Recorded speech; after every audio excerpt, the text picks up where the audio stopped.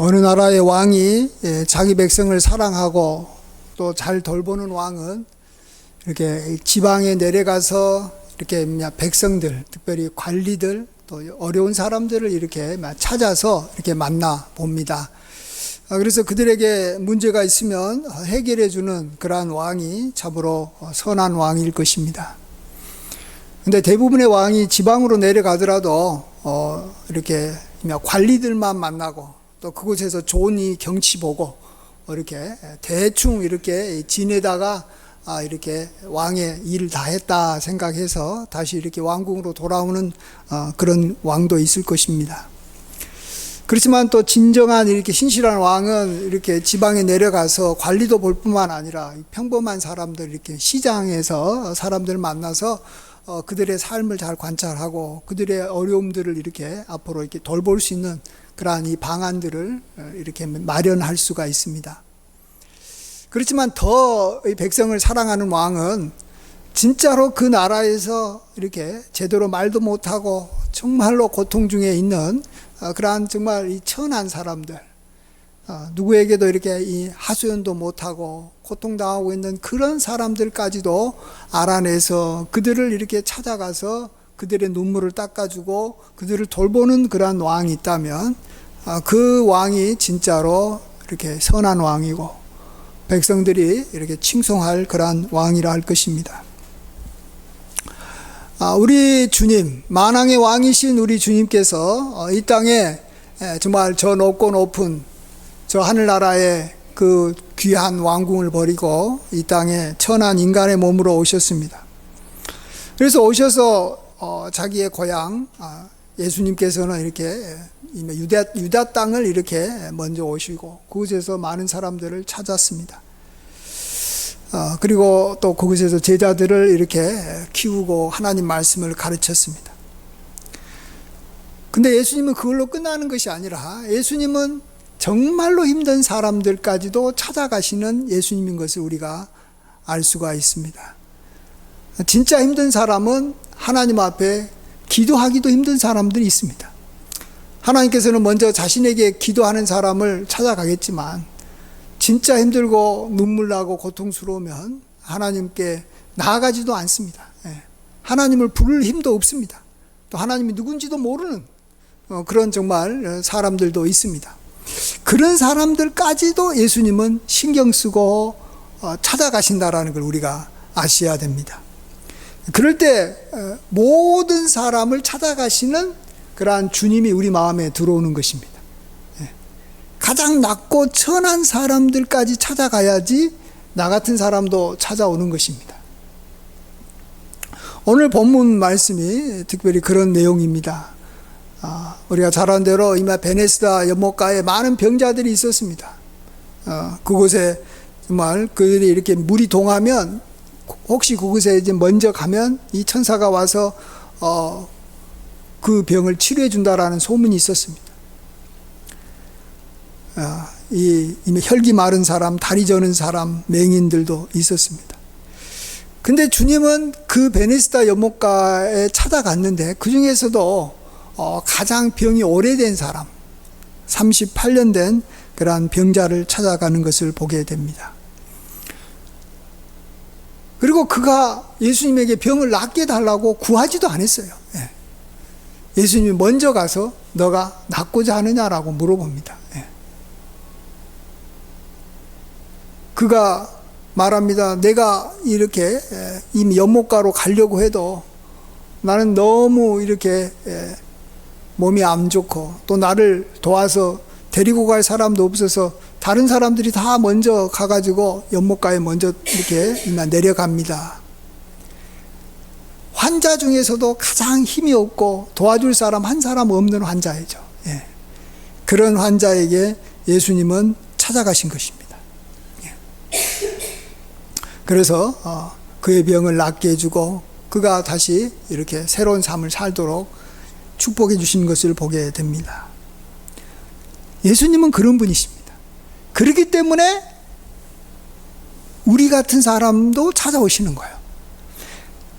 하나님의 가장 낮고 낮은 사람까지 찾아가기 때문에 우리가 가장 낮고 낮은 곳에 있어도 주님은 찾아오시고, 우리가 조금 삶이 괜찮고 평온한 삶을 살고 있어도 그런 사람들을 주님께서 찾아오시는 것입니다. 그래서 예수님은 모든 사람을 늘 찾아가시는 분이신 것이죠. 그분이 진짜로 긍휼이 많고 선하신 분이신 것입니다. 이러한 내용들을 몇 가지만 더 성경에 찾아보면, 또 한 번은 거라사 땅으로 예수님께서 찾아가시는 것을 보게 됩니다. 하루는 제자들과 함께 이 배를 타고 건너편으로 가자라고 했는데 제자들은 어디로 가는 줄 몰랐어요. 근데 그곳에는 귀신 들려가지고, 그것도 군대 귀신 들려가지고 사람들이 이렇게 쇠고랑으로 자기의 몸을 이렇게 묶어도 다 끊어버리고 누구도 제어할 수 없는 아주 폭군이고 누구도 가까이 가지도 않는, 하나님에 대해서 부르짖지도 않아요. 이 사람은 구하지도 않아요. 귀신 들린 사람이 어떻게 하나님을 구합니까? 그래서 자기 몸을 스스로가 막 이렇게 돌로 이렇게 해하면서 고통스럽게 살아가는 귀신 들린 사람을 예수님은 찾아갑니다. 그곳에서 만나 주십니다. 그래서 이 귀신 들린 사람에게 들어갔더니 귀신을 다 돼지떼에게 이렇게 몰아내고 그의 몸을, 그의 모든 것을 온전케 해 주십니다. 그러던 그가 주님을 따라가려고 하자 예수님께서는 그에게 나를 따라오지 말고 내가 너에게 큰 일을 행해서 너를 불쌍히 여긴 것을 너의 가족들에게 전하라라고 말합니다. 그렇습니다. 예수님께서 이 사람을 불쌍히 여겼기 때문에 배 타고 풍랑을 다 이렇게 지나서 그 거라사 땅까지 찾아가 주신 것입니다. 그래서 우리들까지도 오신 거예요. 그래서 나에게 오는 거예요. 그렇기 때문에 우리가 하나님 앞에 부르짖으면 우리를 더 잘 찾아오시는 거예요. 하나만 더 생각해 보면 우리가 잘 아는 이 사마리아 여인 잘 아실 겁니다. 예수님께서 원래는 이 예루살렘에서 이 자기 고향인 자기가 살았던 이 갈릴리 지방으로 가려면 사마리아 땅을 통과해야 되는데 대부분 경우는 그냥 사마리아를 이렇게 통과하지 않고 이렇게 돌아서 들어갑니다. 그건 이방인 땅이니까.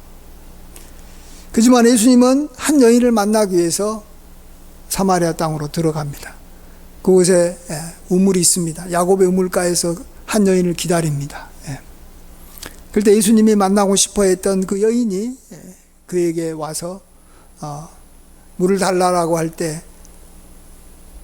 그 여인이 처음에는 굉장히 이렇게 예수님과 대화하는 것 자체도 겁을 먹었지만 마음을 열고 예수님이 그에게 아주 친절하게 대화하고 그를 이렇게 위로해 주지 않습니까?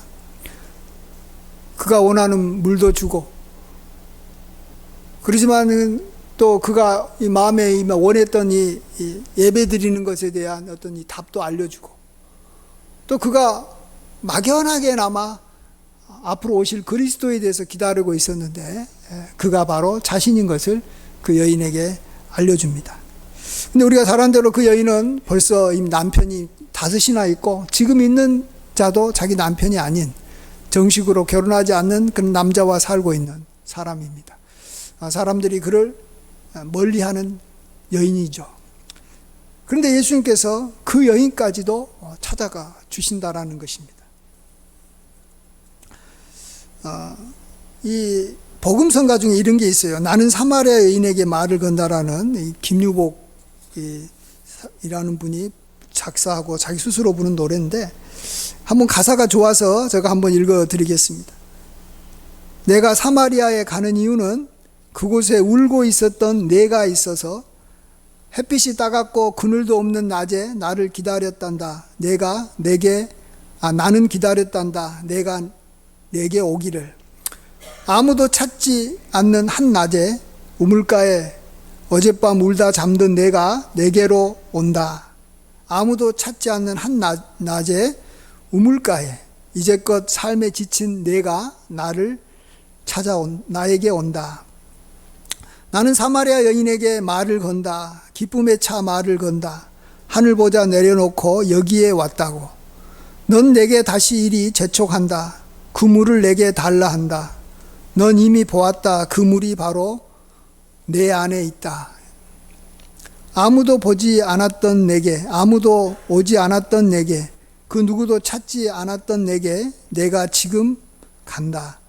내가 사마리아에 가는 이유는 그곳에 울고 있었던 내가 있어. 이런 가사입니다. 예수님은 이런 분이신 것을 우리가 정말 알아야 됩니다. 불쌍히 여기셔서 가장 천한 사람까지 찾아가는 것입니다. 자, 그럼 우리가 이러한 예수님과 동행하고 이러한 예수님을 통해서 우리가 정말 하나님의 그러한 이 나를 향한 긍휼하심을 우리가 사실 경험하려면 좀 우리가 어찌게 보면 좀 아이러니하지만 우리가 가장 불쌍한 사람, 사실 사마리아 여인 같고 또 어찌 보면 이 거라사 땅에 있는 귀신 들린 사람 같고 또 38년 된 병자와 같은 사람이 될 때 하나님의 긍휼하심을 가장 많이 경험할 수가 있다라는 것입니다. 참 아이러니하죠. 우리는 병들기를 원하지 않습니다. 우리는 외롭게 살기를 원하지 않습니다. 우리는 귀신 들리기를 원하지 않습니다. 그런데 하나님의 긍휼과 선하심을 맛보기 위해서는, 경험하기 위해서는 가장 병들고 가장 없고 가장 낮은 곳에 있는 사람이 하나님의 긍휼하심을 경험하기가 제일로 쉽다라는 것입니다. 누가 긍휼이 필요합니까? 아무에게나 긍휼이 필요한 게 아니에요. 자기가 하나님 앞에 정말 나아갈 수도 없을 만큼 자신이 정말 죄인이고 자신이 부족하고 연약한 사람, 그 사람에게 긍휼이 가장 필요한 것이죠. 자기 힘으로 살 수 있는 사람한테는 하나님의 긍휼이 필요가 없는 것입니다. 그래서 우리에게도 주님은 찾아오십니다. 평범한 사람들에게도 찾아오시고 부유한 사람에게도 당연히 주님은 찾아가십니다. 그러나 주님은 가장 없는 사람, 가장 힘든 사람, 가장 많이 병든 사람, 병들어도 오랫동안 병든 사람을 하나님께서 찾아가셔서 그들에게 긍휼을 베풀어 주시기 때문에 우리가 만일 그런 사람이 됐더라도 우리는 여기서 절대 좌절할 필요가 없습니다. 가장 낮은 곳에 가면 사람들은 여기가 끝장이다라고 생각하는데 반대로 그 가장 낮은 곳에 갔을 때 주님의 긍휼하심을 가장 잘 경험할 수 있기 때문에 그렇습니다. 자, 그러면 이렇게 하나님의 긍휼하심을 경험하는 것이 왜 중요하냐 그러면요, 그 다음에 우리가 이제 긍휼하심을 경험하고 난 사람들에게는 그 다음부터는 어둠이 없고 길이 열리기 때문에 그렇습니다. 몇 달 전에 김삼만 목사님께서 우리 교회 오셔가지고 새벽 예배에 말씀해 주시면서 자신에게 참 늘 붙잡고 있는, 자신에게 은혜가 되고 힘이 되는 말씀이라고 한 말씀을 소개해 준 게 있습니다. 그건 이사야 9장 1절의 말씀인데, 전에 고통받던 자에게는 흑암이 없으리로다. 전에 고통받던 자들에게는 흑암이 없다라는 거예요. 그래서 김상환 목사님은 자신은 고통을 많이 받아서 지금은 흑암이 없다라는 거예요. 그래서 이 말씀이 자기에게 주신 하나님의 약속의 말씀으로 늘 붙잡고 있다라는 겁니다. 내게 흑암이 없도록 하나님께서 이렇게 해주실 것을 늘 기대하고 확신하는 말씀으로 활용한다는 거예요. 저는 이 말씀을 들을 때마다 듣고 그때 굉장히 마음에 여러 생각들이 들었어요. 나는 김삼환 목사님처럼 고통을 많이 안 받았는데, 내가 좀 고통을 좀 받긴 받았어도 그렇게 많이 안 받았어. 야, 나에게는 뭐 흑암이 없는 좋은 날이 오기가 힘들겠다, 이런 생각도 들기도 하고, 또 하나는 야, 흑암이 아니 그 고통을 받은 사람이 항상 흑암이 없이 살아가냐? 뭐 보니까 고통받는 사람도 더 고통이 많고 고통 있는 사람이 더 힘들던데? 이런 경우들도 많이 있잖아요. 예, 그러면서 김성환 목사님은 왜 이 말씀을 주장할까? 자신이 단지 고통을 받았기 때문에 그런 것은 아니겠다. 고통받는다고 해가지고 흑암이 없고 그 다음부터는 길이 쫙 열리는 건 아니거든요. 이 고통을 받으면서 하나님의 긍휼하심을 자기가 경험을 해야 될 겁니다. 예.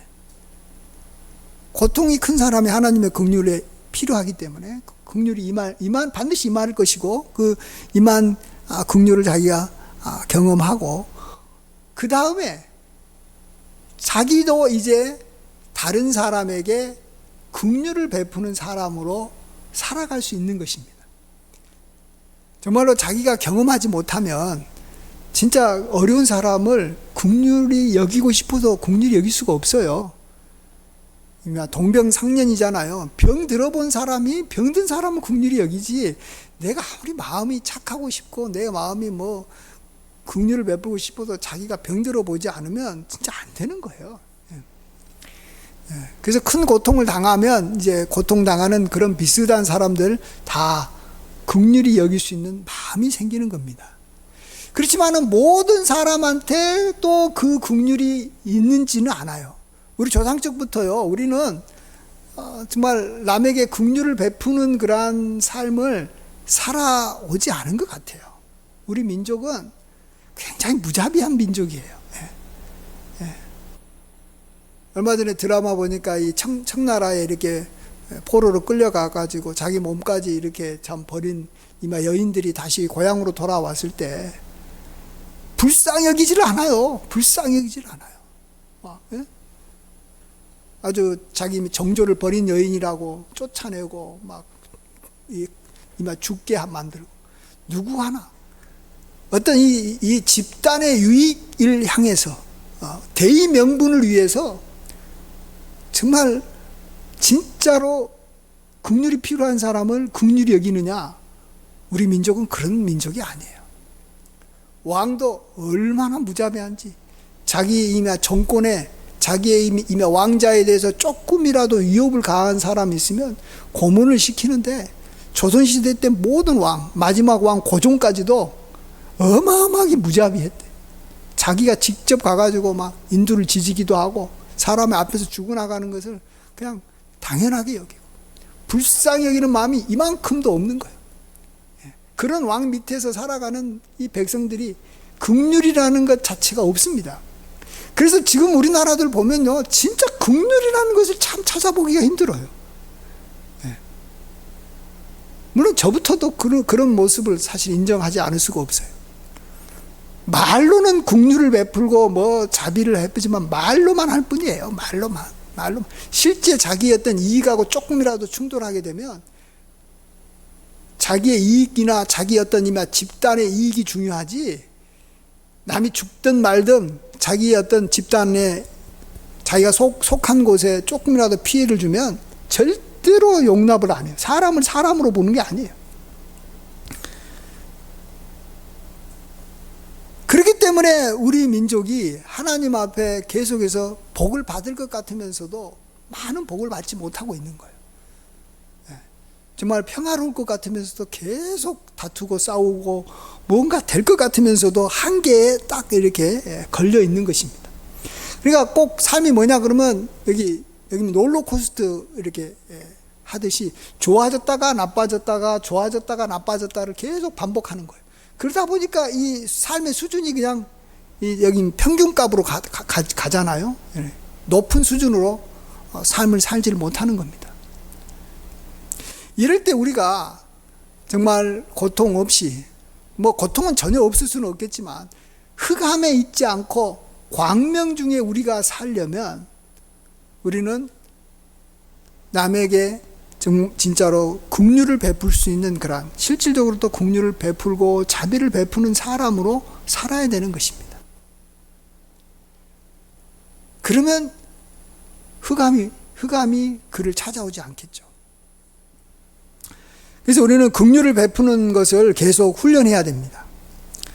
긍휼을 베푸는 사람은 하나님 앞에 복을 받잖아요. 그래서 계속해서 긍휼을 베풀게 되고 또 긍휼을 베푸니까 하나님께서 계속 복을 주는 거예요.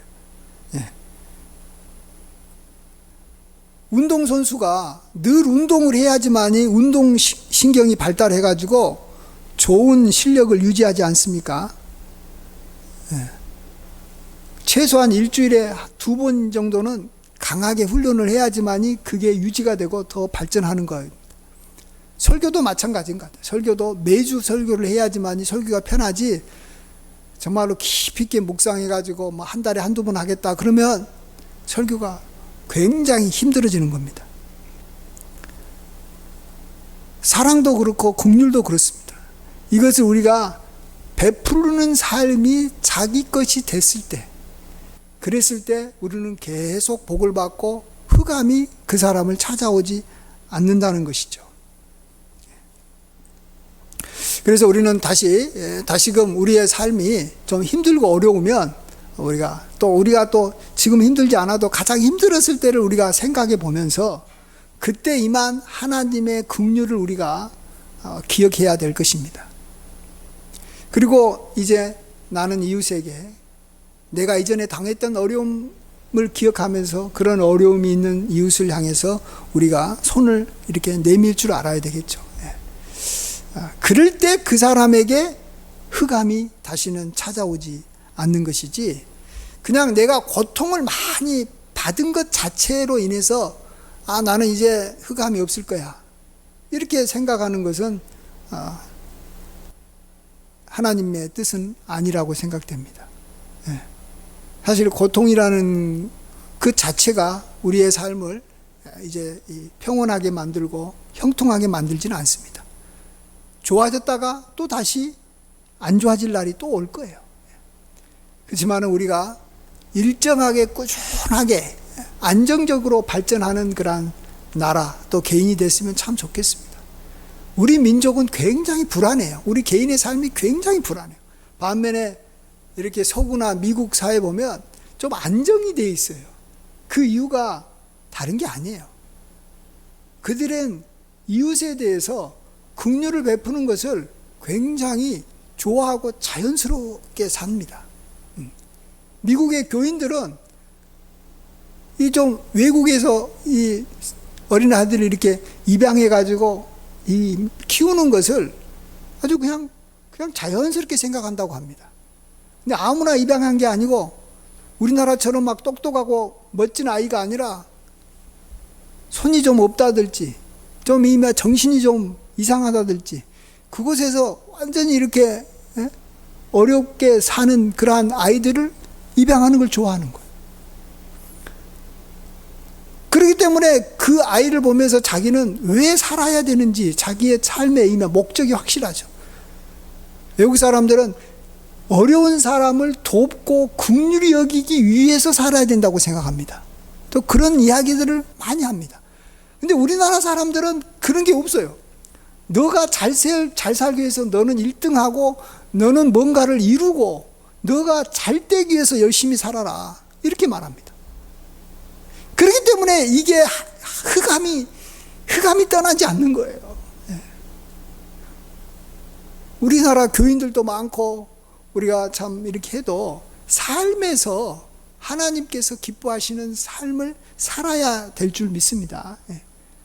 우리가 살펴봤듯이 예수님이 그런 분이시기 때문에, 예수님은 단지 하늘나라에서 그냥 이 땅에 내려오는 것으로 끝나신 분이 아니라 이 땅에서도 가장 낮은 사람까지도 찾아가신 그런 분이시기 때문에 그분과 같이 보조를 마치고 동행해야 되는 것이고, 만일 그렇지 않고 우리가 다른 사람들에게 대해서 긍휼을 안 베풀고 무자비하게 행하면 우리 조상들이 했던 대로 그냥 나는 자연스럽게 했을 뿐인데, 우리 민족과 우리들이 계속 그런 식으로 살면 우리는 하나님의 이 축복은커녕 하나님의 사실 저주가 언제 임할 줄 모르는 굉장히 이 불안한 삶을 사는 것이죠. 그렇지만은 다시 확신을 가지세요. 나에게 혹시 뭐 굉장히 불행한 삶이 앞으로 닥칠 수도 있어요. 근데 그때가 굉장히 하나님의 긍휼이 필요하기 때문에 하나님의 긍휼을 경험할 수 있는 최고의 찬스예요. 근데 우리나라의 사람들은 진짜 어렵고 힘들면 그냥 나는 인생을 스스로가 포기해버리더라고요. 그때가 제일로 긍휼이 필요한 때잖아요. 우리가 신앙생활을 왜 열심히 합니까? 왜 하나님을 알아갔습니까? 진짜 위기가 왔을 때 하나님 붙잡으려고 신앙생활 한 거예요. 근데 그때 하나님의 그런 긍휼을 경험하는 기회로 삼지 않고 그냥 우리가 자꾸 교회 생활하면서 우리는 좀 하나님 축복받아서 이렇게 잘 살아서 뭐 다른 사람한테 뭔가 이렇게 좀 보여주기 위해서 신앙생활 하면 안 됩니다. 가장 문제가 생겼을 때를 대비해서 믿음 생활 한다고 또 볼 수 있어요. 여러분이 왜 저축하고 왜 여러분이 뭐 이렇게 준비합니까? 뭔가가 큰 어떤 이 재앙이 왔을 때, 그때, 이 병들었을 때, 그때 거기서 벗어나려고 하는 거예요.